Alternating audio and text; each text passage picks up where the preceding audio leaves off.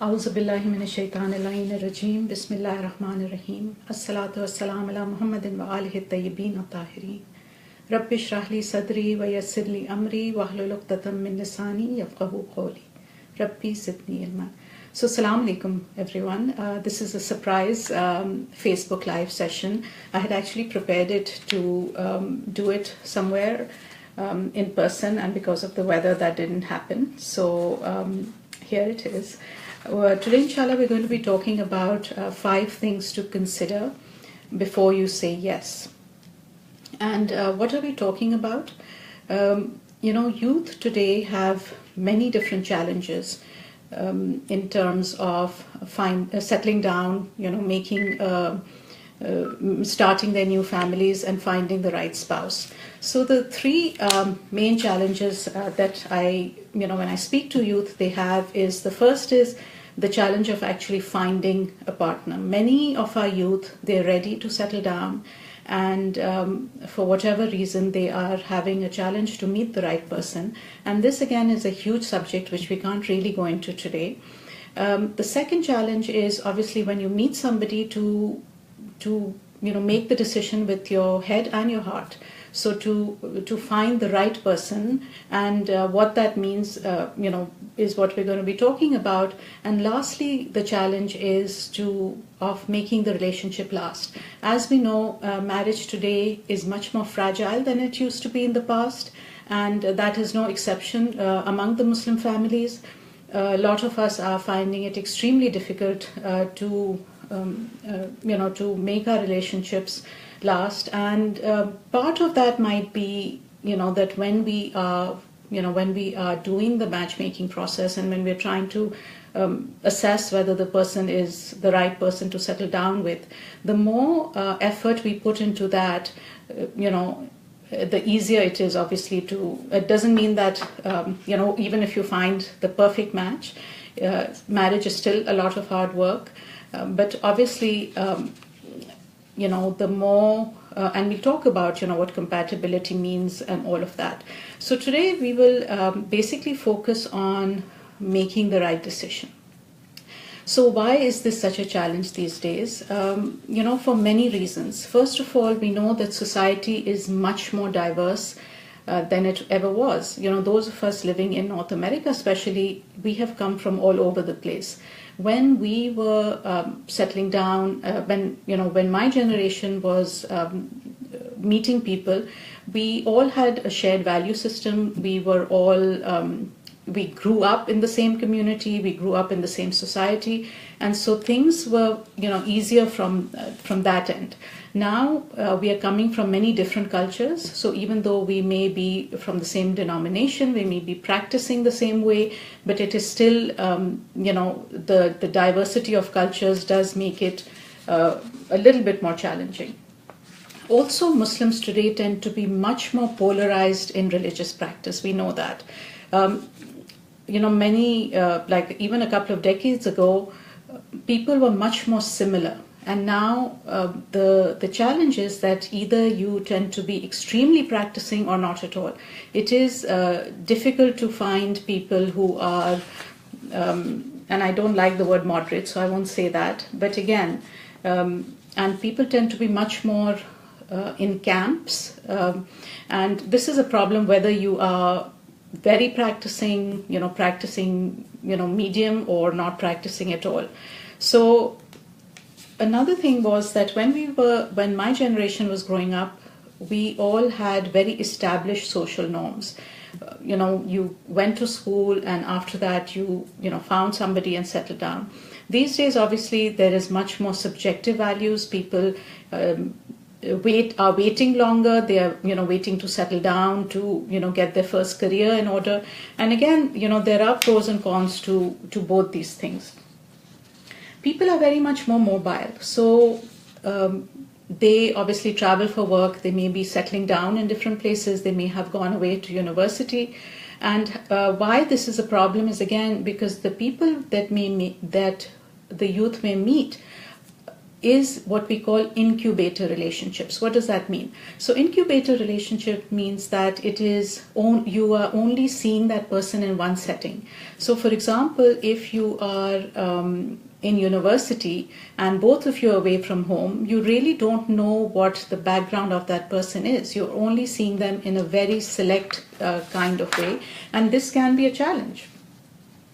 Also, we have much more of community matchmaking initiatives, and this obviously is a much needed thing within our communities, and it is extremely useful, but it does have its challenges. What are some of the challenges? The challenges are that the people who are usually making the matches have incomplete information. So they may have been talking to the parents, and the parents give them a list of criteria that they have for their child to to find a suitable match, and the child actually may have completely different ideas of who they want to end up with.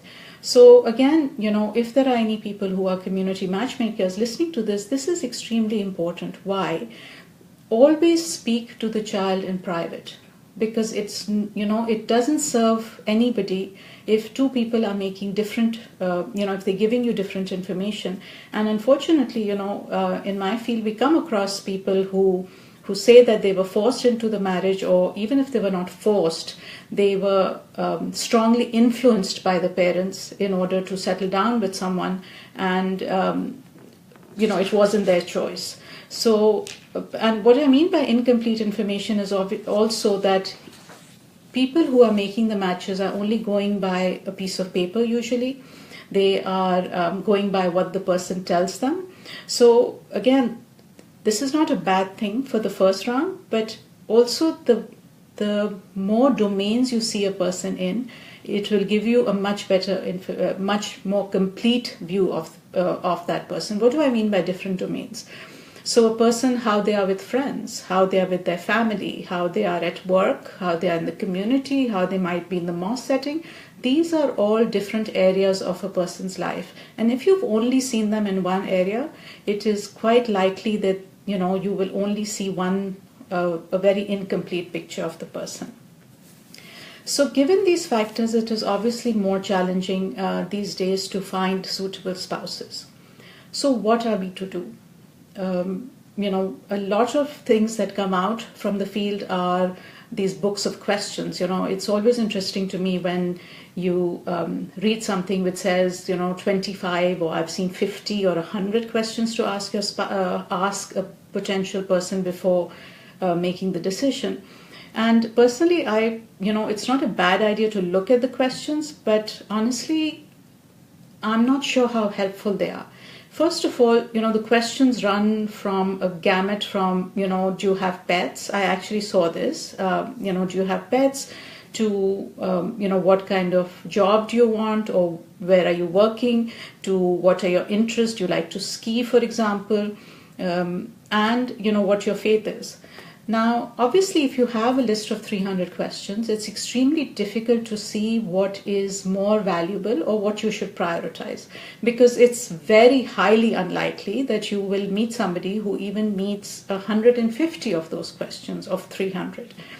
And I'm not sure that it's all that valuable, because, again, marriage, when you end up with a person, it comes with a package, which is, most of it might be positive, but there may also be some challenges. And unless you have a clear blueprint on what to focus on or what to prioritize, it's extremely difficult to know, what questions you should ask or what you should focus on. So today, inshallah, let's talk about a very straightforward blueprint from which to assess whether or someone or not will make a suitable partner, right?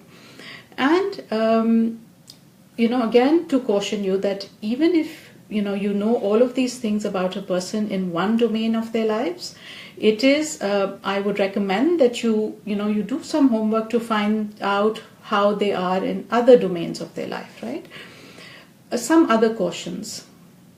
When you see, because I find many young people, they end up marrying a project. What do I mean by that?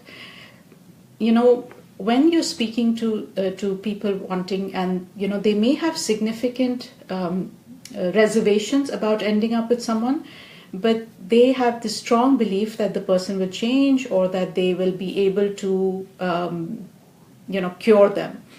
And this is a very problematic way to go into a relationship, because the thing is that everyone changes, definitely, right? We all grow and we become better human beings, inshallah, along the way. However, most people don't change on other people's agenda. They change on their own agenda. So if you see something, the rule of thumb to remember is that what you see during the courtship, the good things, they may or may not last, okay? The bad things that you see will very likely get worse. Now, this sounds like really bad news to most people, but it's a really good idea to confront this possibility and to be ready to live with the person as you see them. It's not a good idea to marry a project thinking that you will be able to change them, because that may or may not happen, and it's a recipe for unhappiness.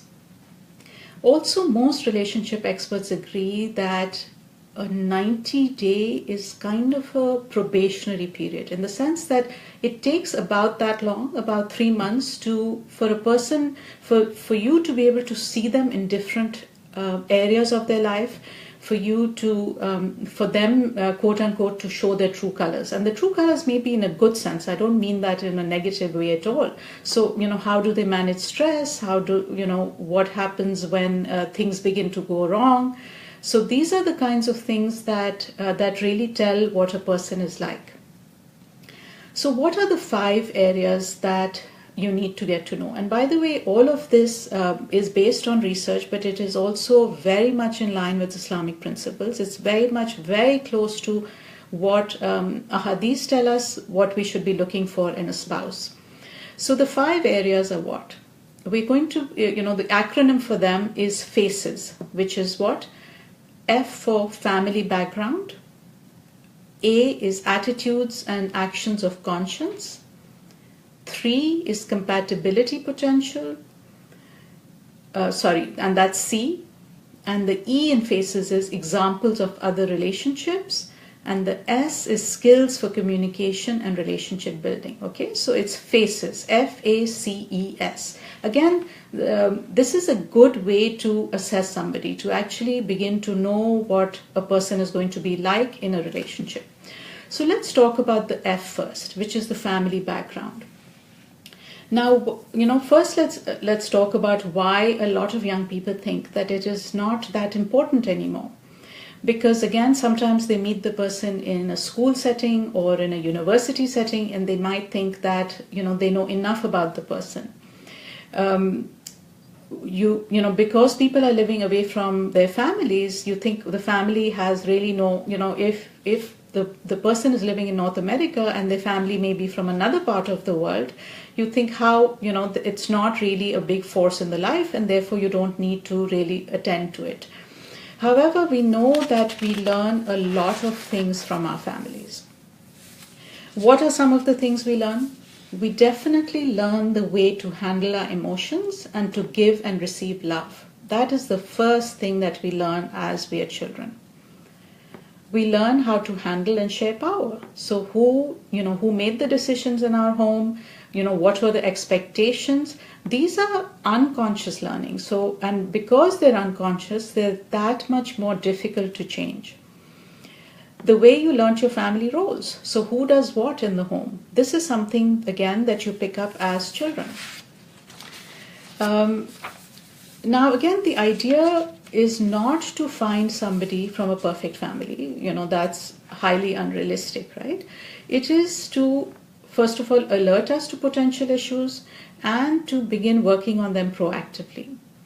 Also to recognize that sometimes, people from very challenging backgrounds can actually really work through them and become amazing human beings. So again, it is not, but one thing to also recognize is that how does change happen? So for example, if somebody who's come from, a fairly dysfunctional family, but they've actually self-reflected on it. They have insight, they have decided, they're not going to follow the same things, or something significant in their life has happened which has caused them to make different decisions. In the absence of these factors, people generally tend to think that what happens in our family is the norm. That is, and on many levels, even very healthy couples, these are some of the things that couples work towards. But again, for someone who is, who has issues within their family of origin, it's going to be challenging to overcome that. So that is something to recognize. The second thing, the A of faces, is the attitudes, the actions and attitudes of conscience. What does that mean? So many of us, obviously we look for people from the same faith. And if the person is from the same faith background, we assume that they share our faith values. However, what I'm finding these days is that is not necessarily the case. Faith, religiosity, things like this mean different things to different people. So someone who is very, very regular, for example, at going to the mosque, may not have the same level of connection with God, for example, and that might not even be a thing in their life, So just because they are apparently practicing the same faith, it's a good idea to actually talk about these things. Why? Because, again, conscience is something which, you can't really teach it. It is, our internal voice which guides us. And a person with a strong conscience, even when things get tough, they will try to make things better. But when the conscience is unaware or on a different level, for example, than you, then that can be a challenge. The third thing is compatibility potential. Now, this is something that people focus a lot on. When I speak to very young couples or very young people looking to settle down, the first things that they would say is, I want somebody with the same interests as me. I want somebody, if I like to read, I want somebody who likes to read. If I like to travel, I want someone who likes to travel. If I'm a sports fanatic, I want someone to be as interested in sports. And these are nice things, but it's important to also know what predicts happiness in a marriage, number one, and number two, what kinds of compatibility are predictive. So we have three different kinds of compatibility. The first thing is personality. Personality means, how easygoing you are, how rigid you are, how clean, messy, what is your emotional temperament, what is your thinking style, do you have a sense of humor, all these things are part of our personality. Then you have a compatibility of lifestyles, which is, your work. Do you have the same values and goals in terms of, how big you want to make it in the world? Are you ambitious? Do you have the same leisure habits? Do you have the same idea of what you want to do on the weekend? And do you have the same interests? So do you both like tennis, for example? Do you both like to ski, go to the museum, read, things like that? And the third type of compatibility is that of values. Values means that you have the same basic beliefs about certain things. And the three main things that values count on is faith. Do you have the same faith values? Do you have the same family values? How important is family? How important is extended family?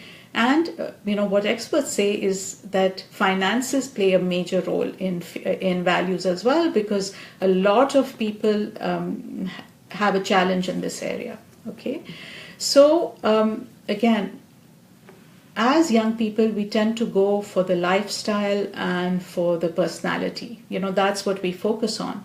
However, anyone who is married for a long time, as well as experts in this field, believe that the only predictor of long-term marriage satisfaction or marital satisfaction is actually values, compatibility based on values.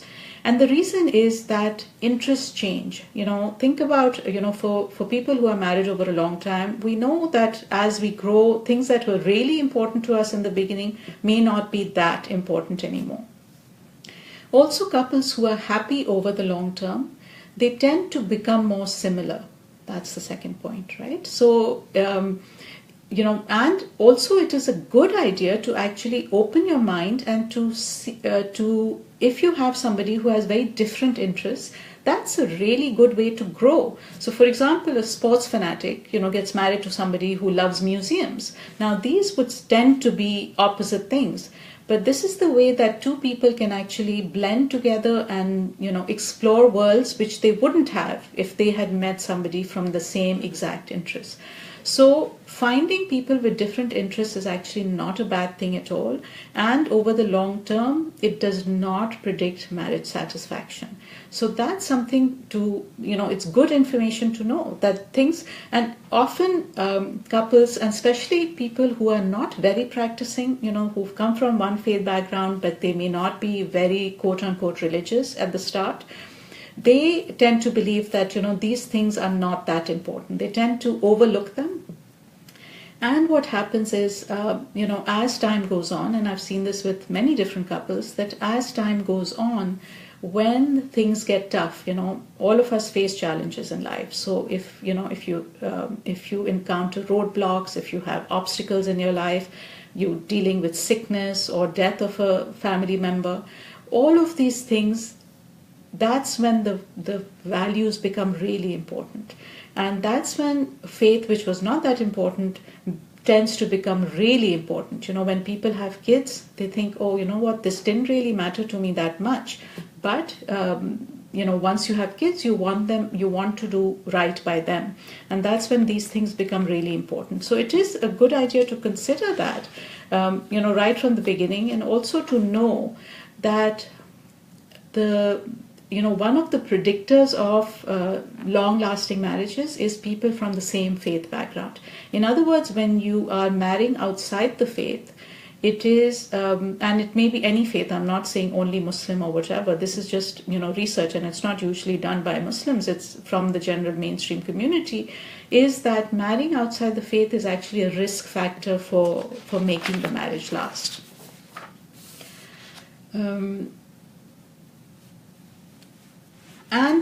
So the E in FACES is examples of other relationship patterns. So the idea is that, things that the way we relate to people tends to be generally the same. So, for example, one way to get to know somebody is look at their friends. How do they get along with their friends? How do they get along with their family, extended family? Are they able to build strong relationships? And people can be shy, that's a separate issue. But, what are some of the things to look at? So, for example, are they in touch with family? Are they in touch with extended family, with cousins? Do they keep in touch with friends? Do they admit when they're wrong? Do they apologize? Do they keep their promises? Are they always complaining about the relationships in their life? And one of the things, for example, sometimes, when you go to a wedding and the person is, for example, over 30 years old, they've lived in the same community for many years. And who are the people involved in the wedding? Are people they've met 6 months ago, right? So and again, these are, things to look out for. None of these are meant to say, this is it, so that's not what we're talking about, right? However, there needs to be a really good explanation. If I've been living in the same community, I've gone to the same high school, the same university as all my friends, and yet I'm choosing somebody to be my best man or to be my maid of honor, somebody who I've only known for 6 months. How many old relationships do I have in my life? That is a huge indication of what a person is like in relationships. So if they've had a history of failed relationships, and again, it's different. So if a person is on the second and third marriage, if they, if you ask them, what, people will always say what the other person did wrong, right? But in every relationship, you need to be able to take responsibility for some of the, problems at least. And if you're not able to do that, that's a problem. That's something that you need to talk about. So people who are actually who are considering people who've been in relationships before, this should be a matter of conversation. And if you can, see how they get along with their ex relationships. people who are able to, not every relationship can be saved or should. That's not what I'm saying. What I'm saying is that if they've been able to maintain some sort of relationship with someone who they knew for 10 years, that's a really good sign. That's a sign that even if they didn't get along, this person is capable of overcoming some challenges and dealing with another person on on a good basis. So that's if they are in, that's a very, very positive sign. And lastly, the last letter of FACES is S, which stands for Skills of Communication and Relationship Building. Now, what is important? Obviously we know that to be able to make a marriage work, you also need, you need all of these things, but at some level you also need to be able to communicate, you need to be able to manage your emotions, because there will be times when you will be angry. And, what do you do with that anger? How do you act out? These things are important to know about a person. However, relationship skills can also be learned, and that's the really good news. Right. So, say for example, if a person meets all of them, they come from a stable, a stable family. They've got good relationships. They've they have a strong conscience. You share values, but they're very shy. They're not able to communicate. These things can be learned over time. So it's not a make it or break it thing, but it is something to consider. And especially if they're willing to learn, So let's, just to summarize, let's talk about, so what are the predictors for marital satisfaction? Okay, what kinds of people make good spouses? First of all, coming from a family in healthy relationships. So, ideally in a two-parent family, but even if that's not possible, there should be at least some healthy relationships within the family, right? Being an evolved human being. So healthy individuals make good marriage partners. If person is generally happy, they're optimistic, they are able to make their own lives work, chances are that they will make healthy spouses. Being relatively mature is again a strong predictor of marriage satisfaction. And again, in our communities, there is always a push for people settling down young. And again, that's not a bad thing. But again, you can be a very mature 18-year-old. You don't, and some people can be very mature, immature 40-year-olds. So generally, being mature is obviously a good sign. Sharing values and faith is a very good sign. And having, developed relationship skills such as communication, expression of affection, are they able to express themselves? Are they able to resolve conflict? Are they able to hear the other person? These are all really good signs that, that a person will make a stable marriage partner. And then, of course, after all of this, we still need to go with our gut. So if everything checks out, but there is something unresolved, you're not able to put your finger on it, but there is something which is standing in your way, that's something you should explore. Please do not ignore it, because in my experience, when couples ignore this from the beginning, it does play out in the relationship. On the other hand, also, go with your gut when things are good. So if when you meet a person, you generally like them, just as a person you like them, that's a really good sign, okay? And then you can obviously, the idea is to go with your heart and your head. Don't leave your head behind. And again, also go with your gut. So don't leave your heart behind either. And so inshallah, with a lot of du'as and good luck to all of you, inshallah, you will find people who are extremely suitable. And of course, not to forget that, all of us, when we're talking about these things, we really need to focus on being the right spouse as well, to being a person who will make a good husband, a good wife, inshallah. So what I will do in the next couple of days, inshallah, is give you a link to the either a handout or a slides to go with this talk, and it will be on the same page. So please come back and you can download that when it's up. But give me a day or two, inshallah, to get that done. And thank you so much. Assalamu alaikum.